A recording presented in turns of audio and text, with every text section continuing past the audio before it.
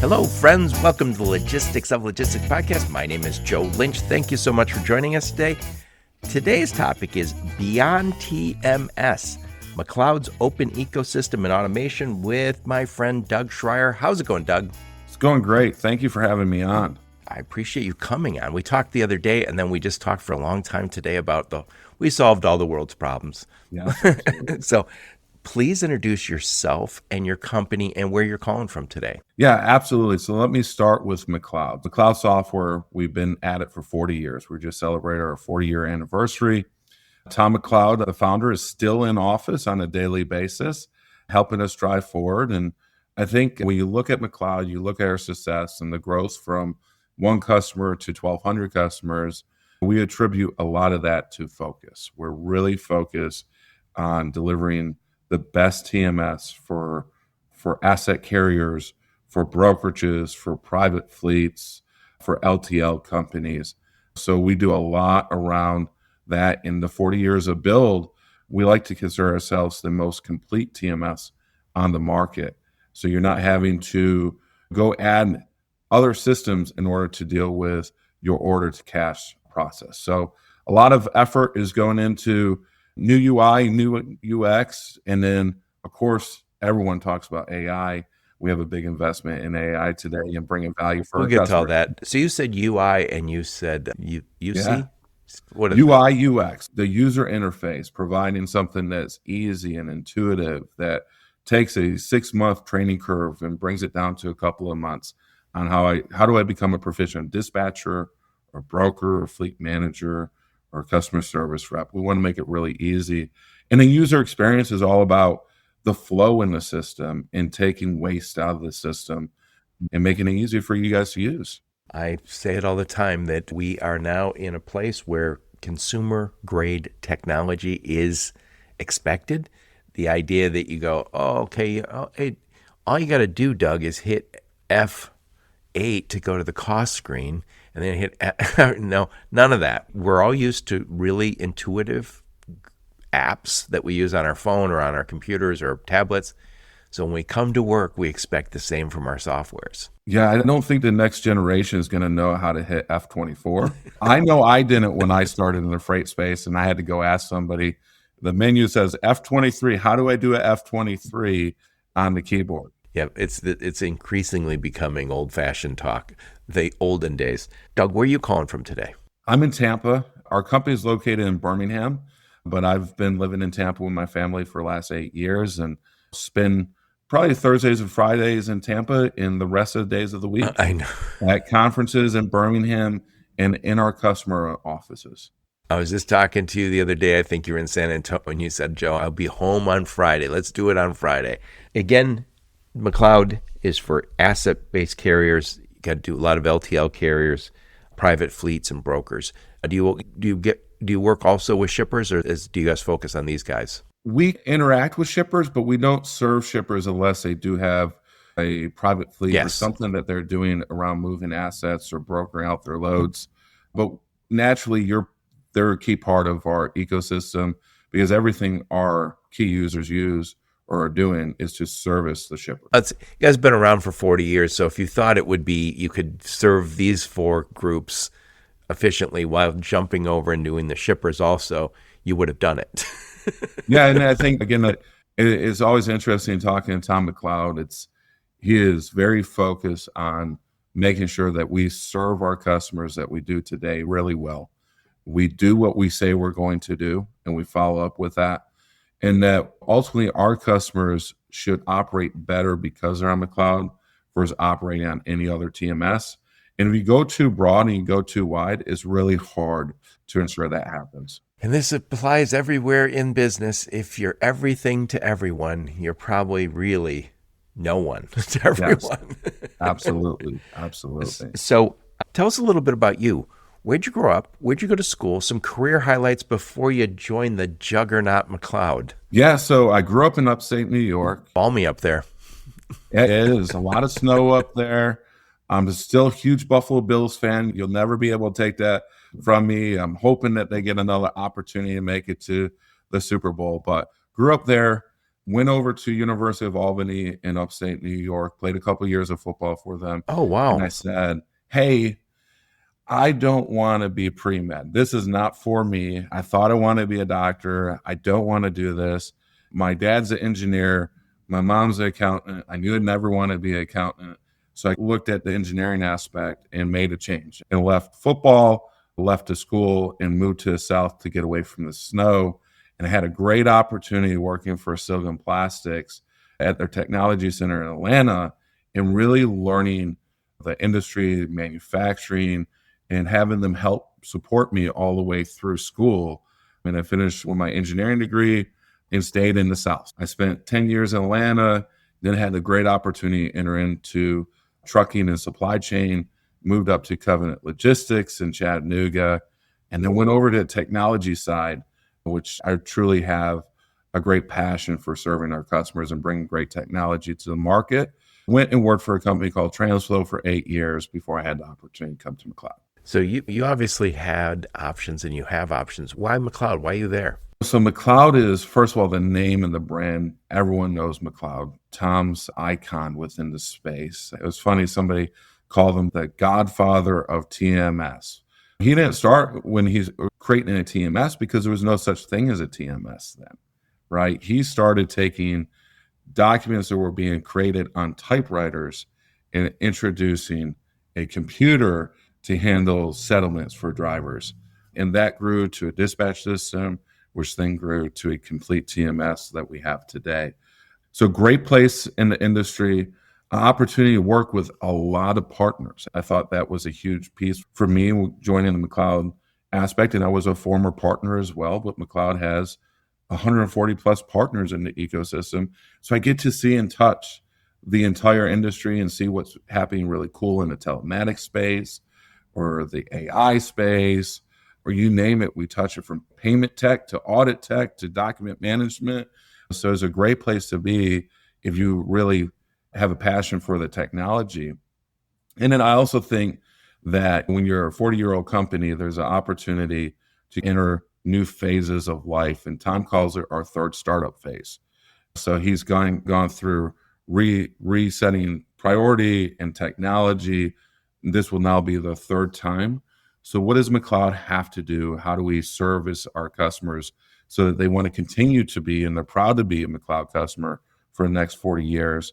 And that starts internally in how we service our customers, how we build product for our customers, and then externally, how we partner both with our customers, but also with all the partners that they need to do their operations really well. As a podcaster, I've probably done 700 plus interviews and talked to a lot of transportation management systems people, the founders or whatever. And there's always this thing that's said is, well, yeah, the old systems. And I came from automotive, and I remember I experienced the same thing. People would show up at Ford or Chrysler or wherever and say, oh, we got to get these guys off the mainframe and into the cloud. You're like, yeah, that's cool. That's great. And this is $1 billion project to move to the cloud to do. But what's interesting about it is there's always this assumption, or maybe it's just a sales thing, to say, we've got a brand new software built on the new platform, blah, blah, blah. As if all of the incumbents, there's a lot of the big names, the companies that have been out there for a long time, have stood still and said, yeah, we built this in 1998 and we haven't changed it since. No, to your point, third startup phase, constantly growing. And I think also there's a lot of companies, and we talked about asset-based companies, LTL companies, brokers, private fleets, who've been using you for a long time, who are happy, and they're driving the changes they want. I hear it from trucking companies too, or brokers. They say, how did we grow? We grew because our customers who are happy with us said, hey, could you also take this lane? Oh, sure, we'll buy a new truck. That's always the easiest way to grow revenue, is organic within your current customer base. It's very costly to bring new customers into the system. We definitely have a focus and affinity for bringing more people into the ecosystem. I think one of the benefits too is with Tom McLeod still privately held, McLeod Software, we invest a lot back into our R&D. In our 40 years, we built a scale, and our 1,200 customers have allowed us to do this. in which we're able to push a lot more time, money, and effort back into the product than a startup would be able to do. Even a well-funded startup wouldn't be able to match our development capacity. And podcast that I published yesterday was with somebody from Babel Street. And Babel Street is all about intelligence, almost based on military intelligence. Yeah. And we talked about the heist of the Sammy Hagar and Guy Fieri's tequila. 2 trucks, $1 million worth of tequila. I'm going to have to check your house because it's probably not too far from there. But anyway, the cybersecurity, the cargo theft, the freight fraud, it takes money and it takes scale, it takes people to get that right. I think I say this all the time, I'm like a broken record. I think we could be heading for a digital 9/11 or a cyber 9/11 where the day after you go, wow, why were we working with somebody who was so small that couldn't support the hygiene? And I hear a lot of technology people just say it's hygiene. You clean up old emails that don't belong. We check for the threats every day. That takes a team. It takes investment. Absolutely. I've told many small brokers, friends of mine, be careful who you partner with because no one wants to take a chance. And obviously Fortune 500 companies, but even smaller companies don't want to take a chance on again, the cargo theft, the freight fraud, the cybersecurity. It's out there and we all have to be aware of it. And if you're working with somebody who doesn't have scale, they don't have the money. Can't invest. Yeah. Yeah. And that's always an important question, whether you're going to run a typical sales cycle and not do RFP or RFI, or you do a full RFP considering your tech stack and where you want to go. But security needs to be one of the key areas you spend a lot of time on. And again, on the small side of the business, on the startup side of TMSs, and I hope they all do well, there's plenty of room in the space for us all to operate. A lot of these guys struggle to even be able to afford that first chief information security officer, or even to have the right people as consultants coming in and helping them. And we've spent a lot of time, a lot of effort. It's not a matter of when you're going to get hacked. You're going to get hacked. They might already be in your system today. It's about what the system are and how fast you can recover when that happens. And what we do is we spend a lot of time and effort to make sure that when something does happen, that we are fully able to bring you back up and bring you back up quickly so you don't have to pay for that ransom, and that you can spin up a new version of the TMS and not lose a substantial amount of data. We spend a lot of time and effort in that area. We got a whole team dedicated to it. And when something really bad happens, we'll fly our people out to your office and we'll be your first line of defense and making sure that you get up and get the McLeod SWAT team at your house. SWAT team's coming, and we keep you alive within that system. Yeah. Please push me back in the shallow end if I go too deep here. I'm going to make a wild statement. So we have really difficult times for trucking companies and freight brokers over the last, and by the way, pretty good times if you're a shipper because you lots of capacity, lower rates. But do you think the tough times has caused some of the challenges with maybe for the brokers and some carriers where they may take a chance with somebody a little sketchy because they were a little cheaper and we're not making the money we got used to making a few years back? Yeah, I think anytime that you're compressed on your margins, you're looking for any opportunity to reduce and cut costs. We benefit in the fact that we don't really lose customers for a lighter weight TMS because we do so much. We're focused on what a TMS should do. For example, if you go to a lighter weight TMS, you're not going to have document management. You're not going to have accounting. And the last time, if you've not shopped these, document management systems are really expensive. What does a document management system do? Enlighten me. Think about all the freight documents that exist within the space.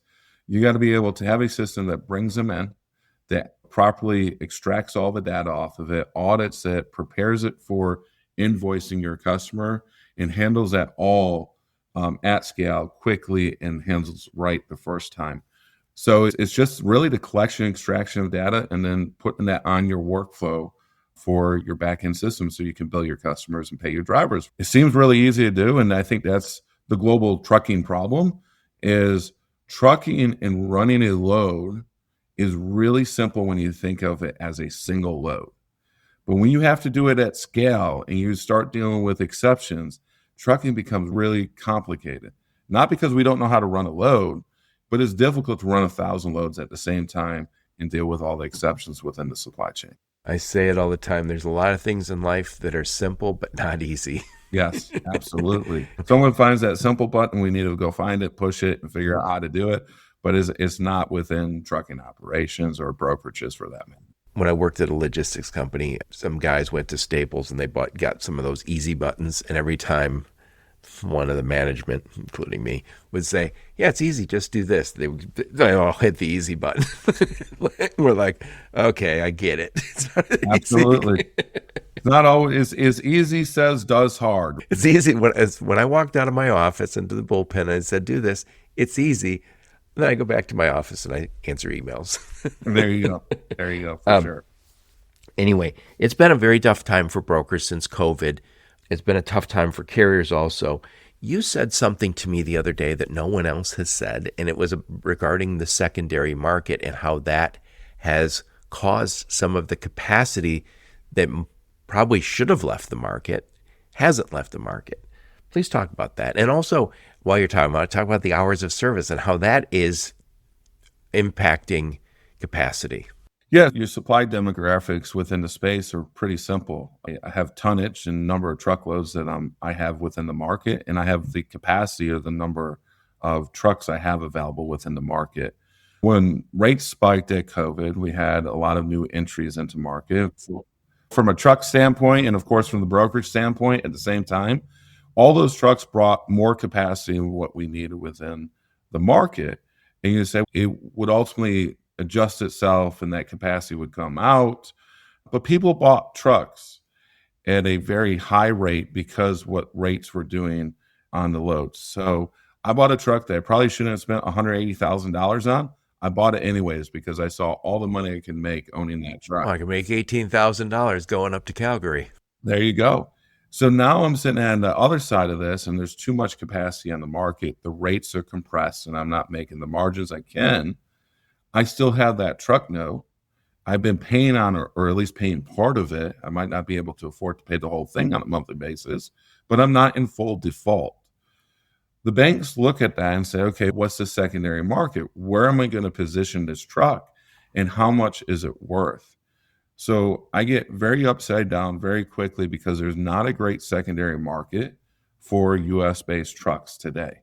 It used to be like way back when I started at Covenant, you'd see a truck with 500,000 miles and it have all the emission standards and other things on it. And they would be able to push that over to Africa or India, and that truck would have a whole nother life of operating within another country. Today, that secondary market and that outsourcing or pushing them out to those markets, they don't exist two ways. One, the trucks are extremely expensive still, and they're on book for a lot of value, so banks don't want to take them back, and then they don't have a way to get rid of them. But two, because the trucks are so much more complicated today than they were 10 years ago or 15 years ago, it makes it tough within those countries to support these heavy regulated. You'd have to strip it down of some of the technology and probably rework it, which no bank wants to do that. It reminds me of what happened during the Great Recession when the banks got all sorts of houses. And a friend who was a realtor said, it's the last thing a bank wants is to take a house back because they don't know what to do with it. They're not in the real estate business. And then these houses often would be empty.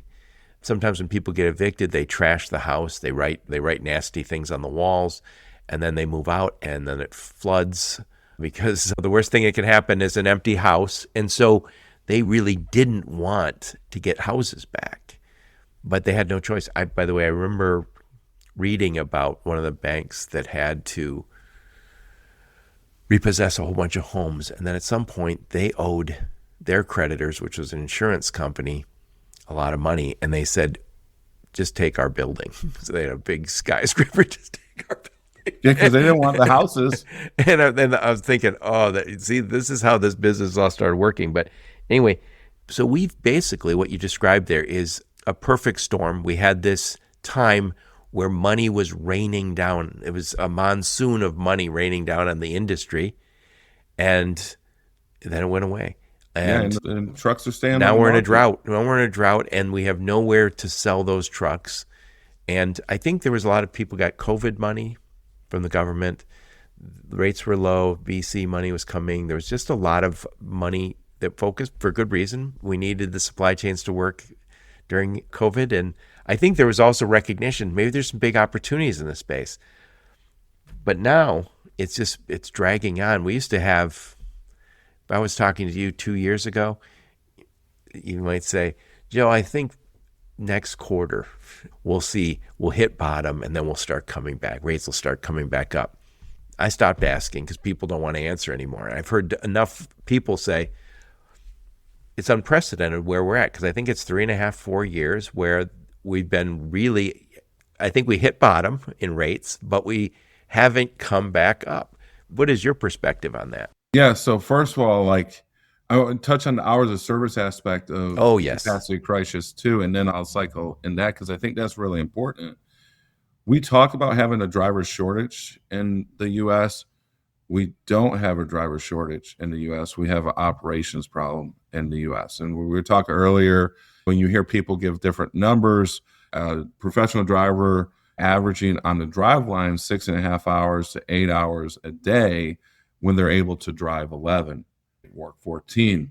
What does that mean? It means that there's capacity still within the trucks that are operating out on the road today. They're just not being touched because of the inefficiency of the supply chain. But everyone's doing it better today than they did in 2018 when they first got on the hours of service. They're able to do a better job planning. Some of the new solutions out there really help them optimize and drive up hours of service utilization.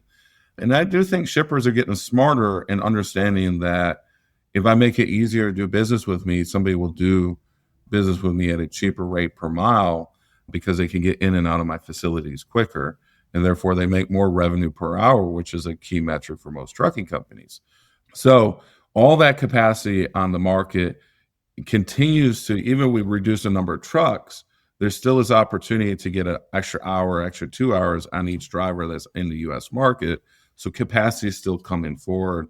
And then put on top of that, that there are talks about changing some of the hours service components that will bring additional capacity back into the market. So for example, split sleeper berth brought capacity back into the market because I didn't have a solid 11-hour, 14-hour clock. I was able to break my day apart based off of what my shipper requirements were. And if I had to lay down, I could take a split sleeper berth and still operate later on that hours of service line. Whereas traditionally, without split sleeper berth, I started at 8 a.m., right? I was not able to operate 11 hours later or 14 hours, depending on if I was down or not. There was a fixed clock. So split sleeper berth brought that in, but there's also other regulations that they're testing and getting policy comments on that will bring further capacity to the market. So there's going to continue to be, I think, a surge of capacity on the market, even as trucks exit, because we're going to be able to do more with the drivers we have in place today. So that continues to keep us in this compressed rate cycle without more freight coming in or higher demand from the consumers in the U.S. and industry within the U.S. will continue to be compressed. Yep. Now, it's your belief that this is simply supply and demand? Because every once in a while, I know Jason Miller from Michigan State is one guy said to me, he said, Joe, it's supply and demand, but oftentimes it's also an external factor like housing starts. So this last March, it would have been really nice to see, oh boy, there's a ton of flatbeds moving right now. We think housing starts are going to be moving. Is it your belief that it's simply supply and demand, or is it that plus? I know it's very complex. It's not an either or probably. Yeah, and I think inflation is one thing to watch, right? If inflation is low, but you still have wage, you've not been able to adjust your wage back down to pre-inflation rates, right? you're overpaying on that side. Housing starts, of course, a great indication. ISM is a great indication of what the market is going to do. And global truck tonnage is really important as well. And then you look at it, and there's talks about injecting more cash into American pocket, and will that drive additional expense? Does a lower interest rate increase housing starts, and this pent up capacity starts moving out of their parents' house and into their own houses? What's really going to Your drive kids don't that listen to forward? my podcast, by the way. Oh no, all my kids are high school and younger, so I still gotta pay for them for the next couple of years. So we talked for a long time before we hit the record button. You said something about shippers being flexible with their hours, getting better rates, and the 12-hour open versus the 24-hour. Please explain. Yeah, absolutely. So one of the things that you see as technology continues to enhance, and we talk about better decision support technology, and you could call it AI, you could call it data science. I don't care what you call it. We can make better decisions today with the technology we have today than we could 10 years ago. So at McLeod, one of the great tools we have is a profitability analysis tool, and it tells you where you're making money, where you're not making money, but it breaks your freight down into basic components. And one of the key measures is revenue per hour for a truck. So if your freight does hard, like we were talking about earlier, and you think, hey, it's 500 miles, it's 500 miles, but it's not. It's how long does it take me to pick up that load, and then to deliver that load, how long am I underneath that load? And that's revenue per hour. So if somebody is really good at helping me get out of their yard and is really open on the delivery, and I don't have this really difficult time scheduling a time to actually deliver the freight, and I'm able to get in and out from that freight quickly, I can charge my customers less per mile, but make more per hour. And that's a win for everybody. Yeah, I was down in Laredo. It's probably just before COVID. And I remember somebody talking about a location, I think it might have been a Walmart, where they said drivers were going for like a dime per mile cheaper because of how good they were at getting them in and out. And in that same trip, I visited a lot of terminals, and mostly less than truckload. And what was interesting is some of them had really nice drivers' lounges, and you go, okay, there's a shower, Wi-Fi, nice lazy boy, big screen, some drinks in the refrigerator, all good, right? And then I remember somebody, one of the companies there said, this is great, much appreciated, but what I really want is to get unloaded fast and get back to the road. Now, if I got to take some time off the road because my hours of service, this is great. Thank you. Right? Absolutely. But it's giving a little more thought to it. And I worked with a shipper that was selecting a new 3PL, and we pointed out, look at how many drivers are sitting in your lot. And I think, how difficult is it to drive all day and then sit in your truck and wait to be unloaded? Yeah, just go sit over there. If you don't mind, do you mind sitting in your truck for another hour or two? I'm getting old. I can't sit in a car for I would drive me hours. crazy. I'd be walking around the truck as long as it was 100 degrees on the tarmac. And I said, again, I'm no guru at this, but I said, there's a truck stop down the way. I would give that guy, here's $20 voucher. Go have lunch on us because we're making you wait. And I'm sorry. Go take a shower. Go, and that's on me because we screwed up. Yeah, and at minimum, when it's tough at some facilities to do this, because safety needs to still be number one, but at minimum, you're going to keep a driver detained, and you want that freight on time. So they're rushing to come in there. At least provide them a place to go to the bathroom, right? That's like the minimum that any shipper or receiver should think about. Is this driver just ran this load for the last 8 hours straight into me, and it's here, and I'm happy because now I'm able to run my production or sell my product. That driver has basic human needs that This is courtesy. He needs met. Yeah, and that a lot of people don't provide it, or there will be signs on the door that do not come into the facilities. And what do you do at that point? You're like, they're actively unloading my truck. I can't leave now and go to a truck stop. They have to deal with that ahead of time. But is the driver going on LinkedIn and looking at the driver appreciation memes? Because Yeah, probably not so much. I am connected to a bunch of drivers on LinkedIn, but I no, think me too. those are people You mean that, the meme's not enough? Is that what you're telling me? yeah, I don't think a meme's enough. I think you got to do a little bit more. And the little token gifts aren't enough because driver appreciation should really be an everyday thing and not a 1 week thing. Yes, I agree. I agree.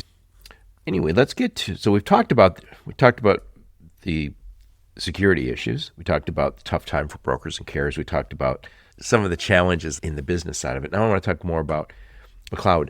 So today's topic is open ecosystems and automation. So first, let's talk about what do you mean by open ecosystem? Yeah, it's funny because when I first came into McLeod and I went out to my network within the supply chain, one of the things that I heard a bunch of is McLeod's a great TMS, but it's closed. And I was like, explain more to me. I'm not, they have partners, but partners are different within McLeod and so on. And so there was this perspective in the marketplace that we were a closed ecosystem, much like a Motorola phone is closed versus Apple's wide open for development. Coming in and really looking at it and looking at what we have a very open ecosystem. We have an API that all of our customers have access to that allow our customers to interact with any third party that they want in the entirety of the TMS. We have over 140 connected partners. Many of these partners tell us that way we approach the integration, the way that we want to make sure that it's supported and really works well for the customer, that they appreciate. It may take a week or two to longer get those done, but what it means is when the customer gets the integration that's been certified by McLeod for that partner, it works and we support it. If something goes wrong with it, we're going to work with that partner. We're going to get it fixed. It's our goal that you don't think about integrations. You just think about the value that additional partner brought in. So we're doing a lot to communicate to everybody. And it doesn't matter if it's a third party partner or you want to develop your own solution and bring it into McLeod ecosystem. You have the capability to do that. And we want to continue to enhance that as we move forward. So when you say third party, what would be a third party? Are you? Yeah, we have telematics, for example. Telematics is a gigantic space. We have over 40 certified integrations for the top telematics in the space. But if somebody came in and they're like, hey, I want to test this new telematics and we didn't have an integration, we're not a hindrance to them because we have an open API that telematics company can use and integrate in with relative ease to this. So we consider that part of our partner ecosystem or allied partners. On the other side, we have all these new AI startups in the space. And I just came back from Freight Waves. It was amazing. Every other company there was an AI startup, and they're all doing different niches. So we, in the last, we call it 6 months to a year, we've added over 10 AI integrations there for all these startups. So if they're able to bring distinct value to our customers, we're not the hindrance in them being able to do that. We have our approach with them, we support them, and then we bring them into our ecosystem. We help educate the customer on the solution. We invite them to our user conference so that they can educate them themselves. But we want to help them grow too because we care about the value and the outcomes for our customers. Yeah, and you said something about the APIs, and you said if we don't have it, we'll get one. But also you said you guys are in control of it. I was at the cybersecurity conference last year down in Cleveland, and the guy said, the whole industry got APIs. Fantastic. And he said, but go slow. He goes, we got really excited with the idea that I can connect. Boom, I'm connected. Absolutely. Go slow because of security and have protocols for this. So don't just say we have an API, we can connect everybody. And again, this is something that we all pushed. We wanted automation. We wanted quick connections. Now we just have to make sure that they're quality connections, that I've got the proper protocols and the proper hygiene to make sure that we're not getting in trouble. Yeah, and then all APIs are not created the same. Security is a really important aspect of that, but also accessibility to your key data is an important piece of this too. And what we've seen is a lot of people grant too wide of access to their data to vendors that don't need it. Yeah, we should be a zero trust environment. If I don't need to get into that, don't go. Yeah, I gave Joe access to everything. For what? He needs this. Put him in a little box. And our newest API is, Verify, then trust. yeah, and we're library based now. So if you're using somebody for third party tracking, they get a library for third party tracking, and they don't get access to every single thing within your TMS. If they're a MobileCom provider, they get access into the MobileCom library and not everything within your TMS. Most of your partners within the space are good actors, but some of them are not, and they'll take that database off of the agreement you signed with them, and they'll create secondary products off of it and basically harvest your data and sell it to others. So your point here is you guys are open to all these. You have an open ecosystem. So somebody says, hey, I have a whole bunch of these I would call them the killer apps, whether it's visibility or factoring or whatever, that you want to connect to. I can get that done with you guys. And you're not. So anyone who's saying closed, and I think if I went back 10 years, 15 years, most everybody didn't. It said, no, we have a TMS. It's closed. What do you mean connected? It made no sense that you talk about integrations. And I think the integrations are fine. Obviously, it serves us. And I look at it as WordPress. So if you look at it like a WordPress website, WordPress is the foundation and it has lots of capability. But if you want to work with a different calendar app, they're like, cool. We got 30 of them and we've got them actually ranked and they qualified to be working with us. Absolutely. And I think that qualification aspect is a really key piece of this, because without that, you don't get the supportability, you don't get the usability, and you create technical debt you're unaware of that you're ultimately going to be on the hook. Oh, yeah. By the way, I was a victim of this not so long ago. WordPress said we'll no longer work with this, I don't know, some sort of little middleware that connected my podcast to my website. And so we just had to go back and easily fix 700 episodes on the website. But you can complain. It took us a few days of work for sure. But they said this company doesn't meet our standards. I appreciate that. Thank you, WordPress. It was inconvenient, but not as inconvenient as somebody stealing my website one night. Absolutely. I think that's the key aspect of it is you definitely got to keep your information secure, and we want to help you in that fight. So the next thing in the title here is automation.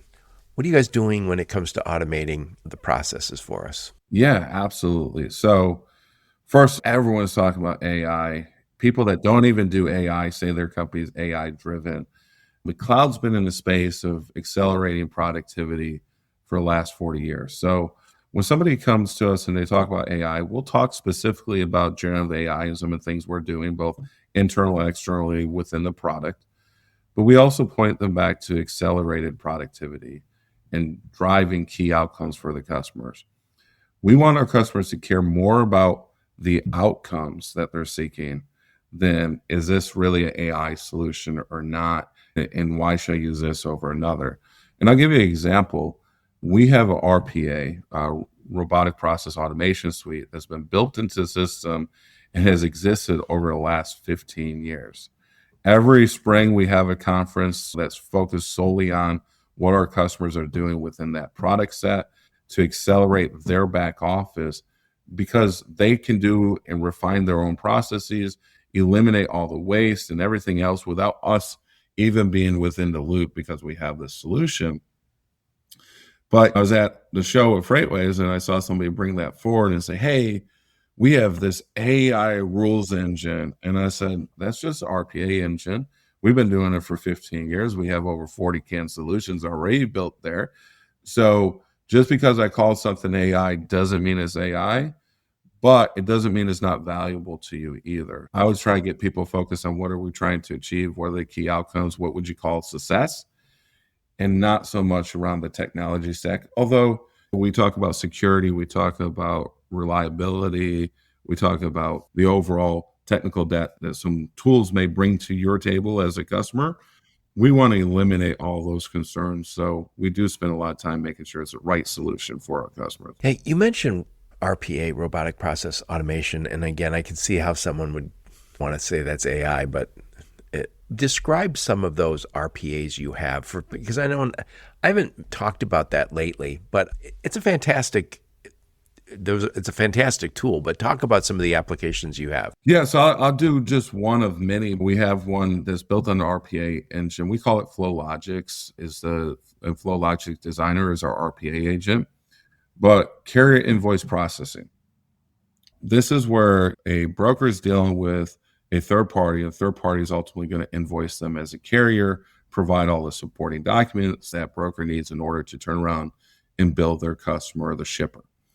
If I follow the standard non-RPA approach within the system to audit each one of these invoices that come in, that invoice could take me 2-3 minutes to audit as I verify everything and whatnot. With RPA solution, I could process an invoice in 15 to 20 seconds.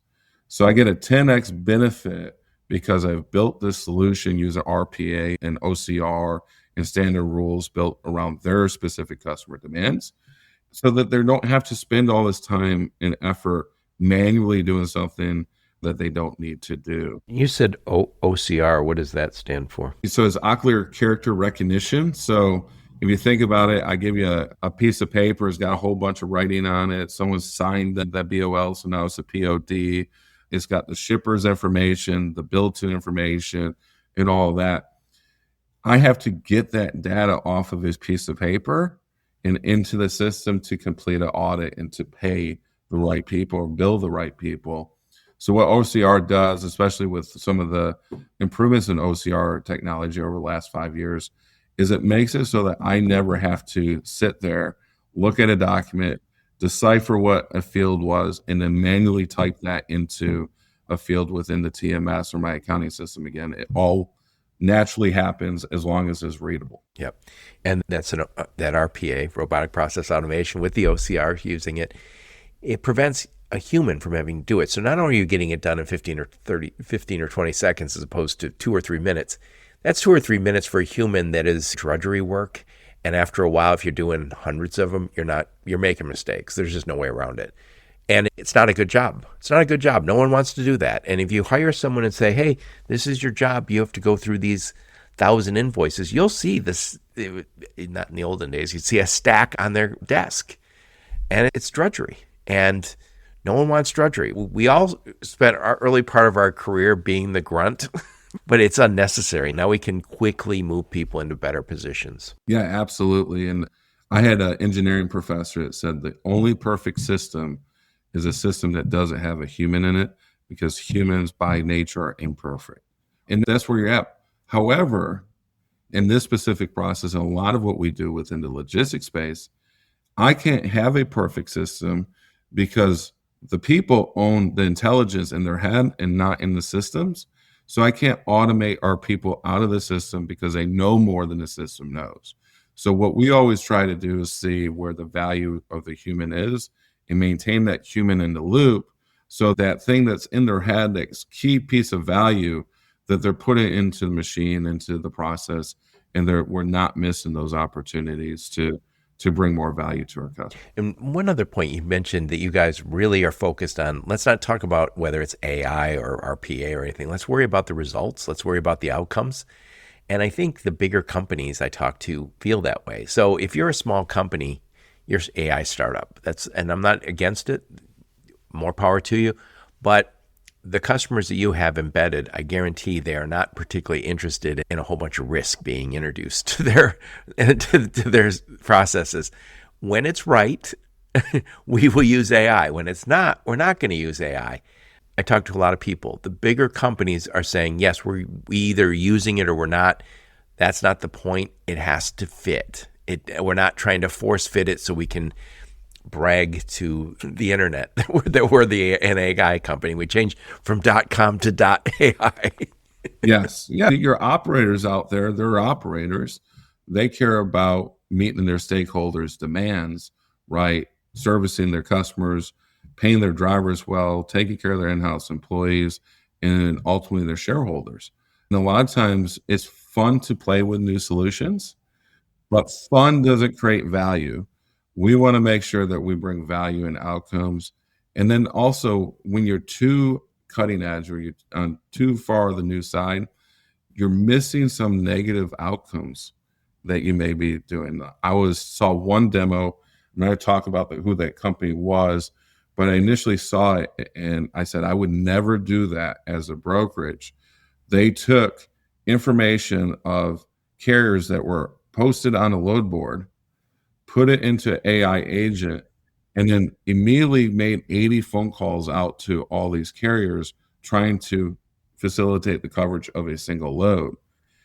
And if I had 10 brokers doing that or 1,000 brokers doing that, just imagine the spam that would hit my phone as a small operator and the number of calls I would get because I said, I have a truck that's in Atlanta and I need a load.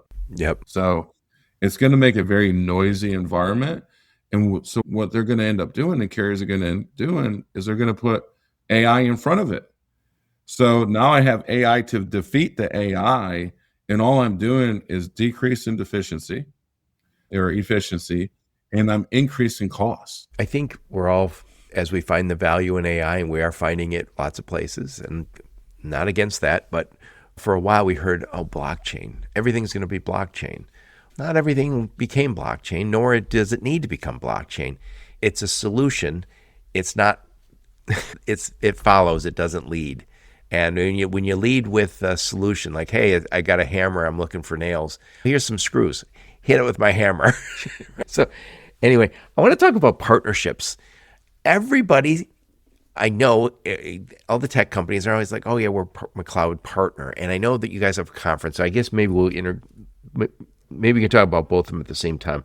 The McLeod conference and all the partnerships you have. Why is this such an important part of McLeod? So I talked about kind of the superpower McLeod has been focused. So for example, we're not going to be a maintenance provider. We're not going to manage your shop. We're also not going to be a telematics provider. And beyond basic optimization within the TMS, if you have a need for heavy optimization, we're not going to do that. We're not going to be a mileage provider and help you look up rates and publish a rate index so that shippers and you can do that. There's people on the market that do that, and we want to make it so that you're connected. We stay focused on what we think the TMS should do, really renew that focus on just TMS, and then our partnerships extend value beyond that. So it's critically important that we bring those partners to the table, that we help you educate. When you have a need or there's a desired outcome, McLeod may not be the solution that gets you there, but we probably have a great partner that does. And when we introduce that partner, our goal is that it's seamless. The integration works, the user experience within our platform is clean and concise and drives value. That it's not just something that's been hobbled together to say we've had a partnership, but we really care about that experience. And one of the things that we do, I think, I used to be at Transflow, so Transflow was a partner for McLeod. Oh, so you got the other side of the equation. And what I really enjoyed about the McLeod conference, and there's a couple other technology conferences that do this too, is that they care about educating their customer base to the options that they have on the market. And as a technology provider or partner of McLeod, they're able to come into our user conference where we have somewhere between 1,000 and 1,400 people come in.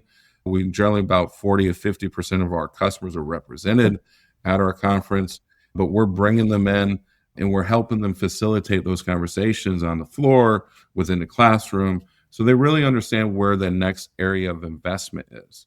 And then the last thing we do outside of that conference is we have a group of people we call customer success. And our customer success are field-based customer success employees, and they go out to our customer site and they see a whole bunch of customer sites because they do this every single week. And they'll sit down with their operations team and their finance team. They sit behind the workers that are doing all the work in the system. And then they come back and give recommendations. Hey, you would really benefit by this tool, or you really should call up this partner that would help you over here. But what we're trying to do and it's completely free for our customers, what we're trying to do here is to increase the full adoption of the ecosystem. We want to make sure that they're performing better than anybody else, that they know the next area of opportunity within their fleet or brokerage or private fleet, that we're helping them really drive that value forward out of the system. Because when you adopt a TMS, it doesn't matter how great you adopt it. Day one, you're probably only 60% using its capability. I talked to Brad Forrester from JBF Consulting, and he said, we've all been part of these implementations where you say, okay, the July 1 we go live and we're working on it in January, February, March, April. And then you got a day job also. And as you're trying to do your day job and trying to do this, and then you launch July 1, to your point, with 60%. And you go, oh, it's exhausting. I don't want to do it anymore. I got to get back to my day job. Everything's falling apart in my life. Let me just go back and we'll reconvene and get the other 40%. Guess what? We don't go back and get that other 40%. Now, I think the implementations are a lot easier than they used to be, but we're still probably, I don't know what the exact numbers are, but I suspect we're not launching with the full value we can get from McLeod and all their partners. And I might have a guy in my office, I might have 2 or 3 or 5 guys in my office doing jobs that could be easily done by another solution within the McLeod ecosystem. Yeah. And when we look at it, we refer to it as continuous onboarding. Yeah. Like day one, you might be at 60%. 6 months later, we want you at 75%. Once you're in the ecosystem a year plus, we really want you to have the full understanding and the full use of the system. And we continue to evolve as well. So as we bring new product forward, as we enhance some of the product, we have to continuously onboard you to what we do and why we made these changes and what these changes mean for you. But again, we're really focused on accelerating your outcomes and your productivity within your 4 walls and bringing that value to our customers. And I think that's one thing that holds McLeod a little bit different from others, is that we do wrap a lot of services from training to go live support to our account management team or our support teams, wrapped around making sure you get the most out of the system. And it's just not, hey, you signed a contract and we disappear for 3 years until that contract needs to be renewed. No, and this is a little bit on the customer and a little bit on the provider. In general, we don't get the, if you hear, this is a complaint now about McLeod, I'll hear this, people go, we bought that software, we never got the ROI. And I used to think, okay, maybe it's not a good software. Now I know to ask, did you fully implement it? Yeah, absolutely. Have they helped you continue to get more out of it? As you said, continuous onboarding. And I think it's on both sides. The one side said, hey, we just were exhausted. We launched at 60% and now we don't want to talk about it. And then later on, we're going to bitch that we didn't get our money's worth. You need to continue. You have to have that continuous onboarding mindset. You know what? This is why I love sports. I love college football, regular football. I love the Lions now, of course. And when I think about football, all week long, you're practicing, you're improving. And then there's game day. And then you go, okay, we screwed up with this. Here's where we did great. Here's where we did bad. Back to it. We're going to lick our wounds a little bit, soak our knees in ice, and then get back and improve. And you're constantly improving. And I think that's the mindset that we don't have in business because we're so busy. We have game day every damn day. No time to practice. We got to make time to get better. And this is what you're talking about. Yeah. And you look at it, our longevity within the space, we have 40 years of practices and 40 years of game.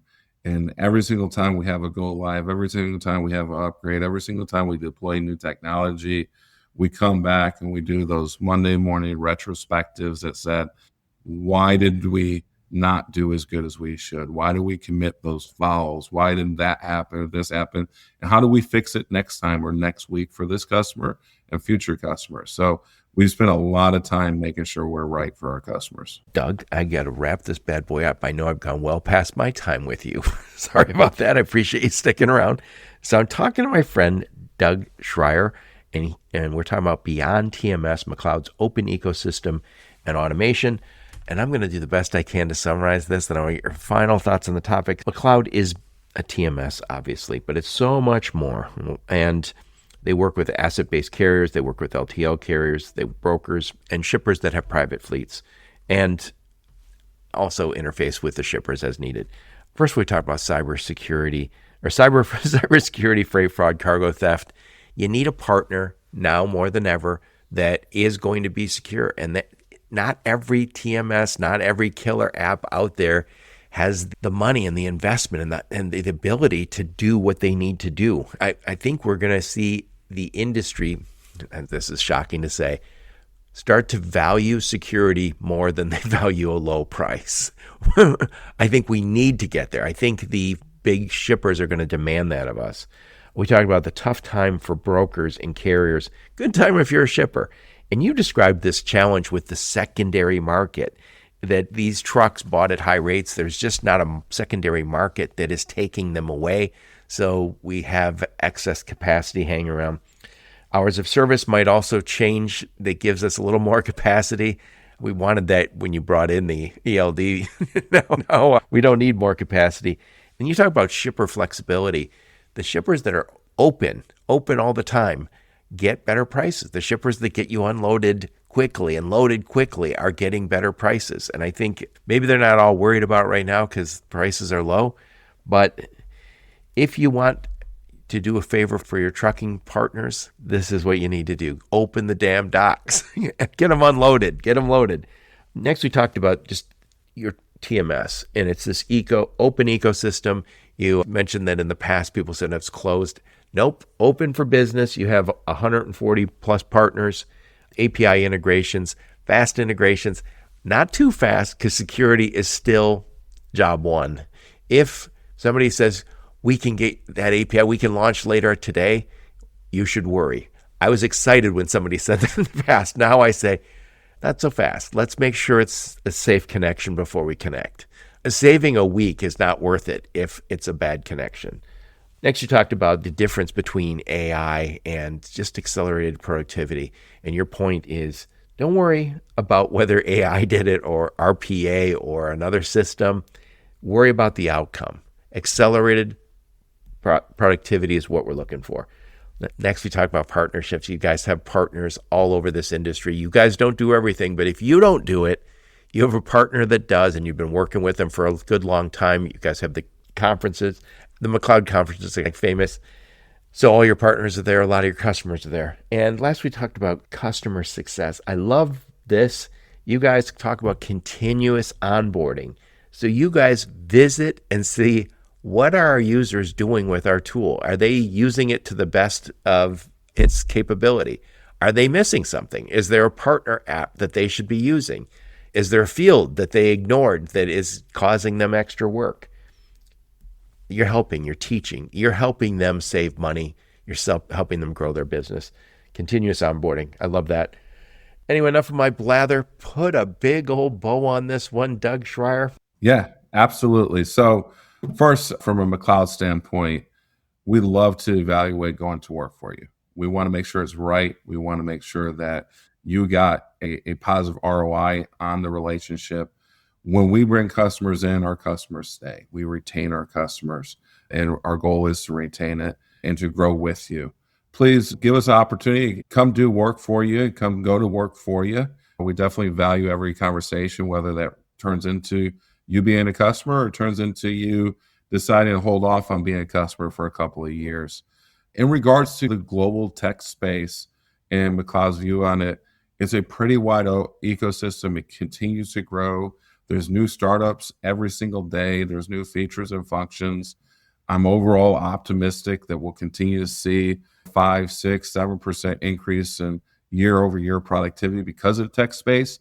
But make sure you know the outcome you're going for, and you choose solutions for people that can get you that outcome, and also will be there to continue to deliver that outcome for you, not next week, not next year, but for a couple of years forward. Remember, over 60% of startups fail within the first 5 years. So you want to make sure you got somebody who's well-funded, that's in a trusted environment, and you want to make sure that you get ROI quickly because they may not be there a couple of years from now. I think that's one of the benefits when we go through our ecosystem. We spend a lot of time making sure that we're not partnering or enabling people that aren't ready to support our level of customers. I was going to say that you don't want to ever get in a position where you say, eventually we'll upgrade to. Yes. And also, you don't want to be in the position where you go, yeah, I just bought myself a Maserati and I don't know how to drive. Yes. Yes, great. Yes, great. Anyway, love what you guys are doing. What I'll do is I'll make sure I put a link to your LinkedIn profile, a link to your website, any other links you and your go-to-market team give me, I'll put in the show notes. And what conferences will we see you and the fine folks from McLeod at? So we love to support the associations within the space. So you'll see us at the most Technovations coming up. ATAs. I'm flying out for ATA Sunday morning. And then we have great partners, even some of our frenemies like Trimble. So we'll be at the Trimble conference there in a few weeks. I'll see you at the Trimble conference. But the way the internet works is there's a whole bunch of companies that compete that keep the internet running. And that's the same with our tech ecosystem. Absolutely. I think we all compete, but at some point we cooperate because it's necessary. If at some point you said, oh, we don't want to connect to those guys, then there's some driver, there's some truck that is missing something they need. Yeah, Trimble's a great example. They provide the maintenance software for many of our carriers. They provide awesome mapping software. Yeah, the PC miler, the routing. We just think we're a little bit better of a TMS. I'll let you guys arm wrestle that. Yeah, absolutely. That one's coming up in a few weeks. I'll see you there. But thank you so much. It was really a pleasure talking to you the other day and earlier today, and of course on the podcast. Thank you so much. Thank you so much. You're welcome. And thank all of you for listening to my podcast. Your support's very much appreciated. Until next time, onward and upward. You have been listening to the Logistics of Logistics podcast, where we engage with leaders in the logistics and supply chain community. If you like what you hear, please subscribe, hit the like button, and leave us a nice review on Apple or Spotify or wherever else you listen. Also, please check out our videos on YouTube and connect with us on LinkedIn. We're very big on LinkedIn. And you can also reach us on the logisticsoflogistics.com, our website.